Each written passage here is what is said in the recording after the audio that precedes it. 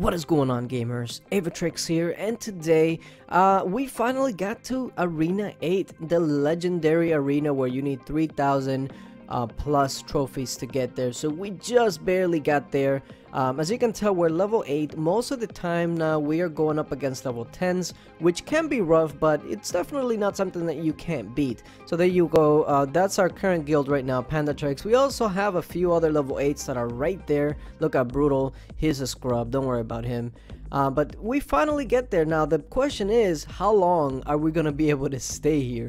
Now take a quick look at my battle log. This new deck that I'm using, well, it's not a new deck, I've been using it for a while, and that defeat is actually not even the current deck that I'm using. Is a mortar deck that I was trying out. By the way, don't ever use mortar, it sucks. But the double prince P.E.K.K.A deck is completely amazing, especially with the two legendaries, but the two legendaries can also be swapped out by like wizard, etc. But let's go ahead and jump into some replays to show you guys how this deck basically works. So here we are going up against a level 10. I am a seaman, like the name.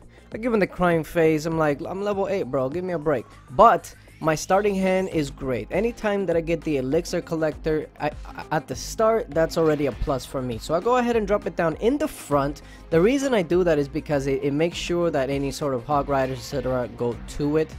Now also keep in mind that the reason I drop my P.E.K.K.A all the way in the back, even though there's another P.E.K.K.A coming to me, is to ensure that once I'm fighting that P.E.K.K.A, he's going to be in tower range. That way I have the complete advantage. So always keep that in mind. When you have something like a golem, a P.E.K.K.A, etc., make sure that you try to counter them once they're in your side. That way your tower can help you with it.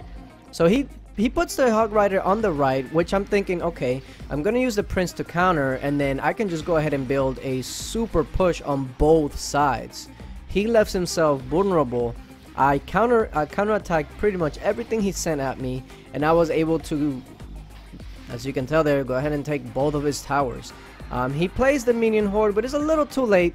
Just too late. I don't think those arrows were needed there, but at the same time, we already took 2 towers. We have the huge advantage right off the bat, and there's still a minute 40 to go.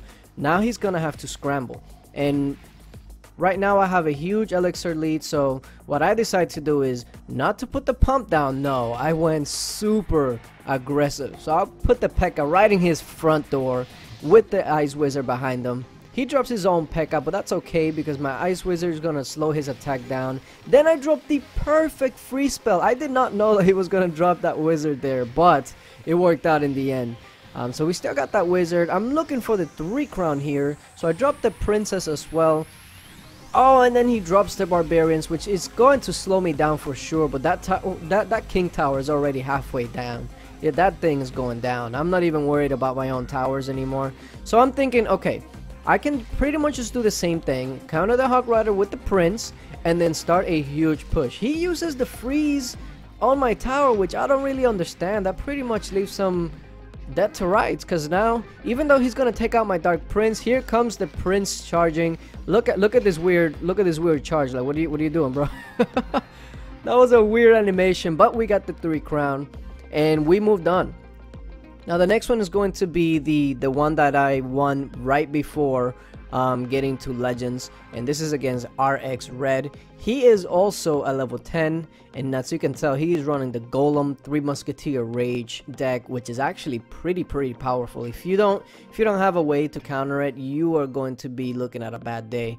So we both start with the pumps at the front, which is really the best way that you can play it, because when you play it in the back, then you're gonna get the most likely the full cycle, but you're not gonna have any sort of deterrent for hog riders, etc. So he drops the golem in the back, and again, I do this the same way. I drop the P.E.K.K.A in the back to make sure that by the time my P.E.K.K.A reaches that golem, the tower is going to be helping my P.E.K.K.A as well, giving me the bigger advantage. And not only that, I dropped the ice wizard because of his slowdown, and then I see that 3 musketeer, and I'm like, oh god, how do I counter that? So I went ahead and froze them. I used the dark prince because I know that he can hit multiple things at once, and then the princess to kind of finish them off. But it looks like one of them is going to survive, but one is definitely easier to deal with than 3. So now that I was able to counter that, I am building myself a really good push. He has that Ice Wizard, but ow! He got poked by the Prince, and now I'm able to get some damage on his tower. We're probably gonna end up winning this trade here. He's going to ignore my Ice Wizard, which, I mean, at this point is better for him. He needs to gain that elixir advantage back. But yeah, as you can tell, we already won that elixir trade. He hits me with the well played, but we're so focused on hitting legends that we don't even care. We're like, we're coming at you right now.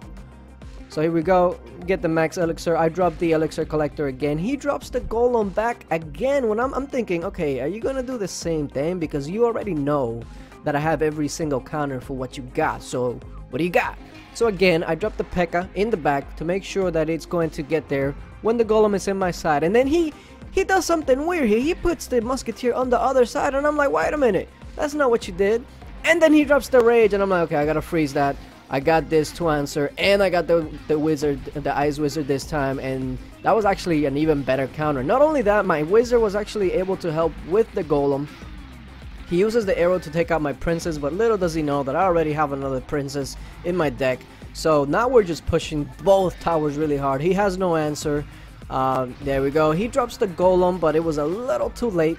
And now what's going to happen is this is going to build up on my own push. The golem destroys itself, but then it takes my princess out in the process, which is good for him. He drops the 3 musketeers once again, but he must know that I'm not going to be faced by that. So since I knew that he was going to go strong on the left, I went strong on the right. And then he's going to drop that rage, and I'm going to drop that freeze, and then that's game.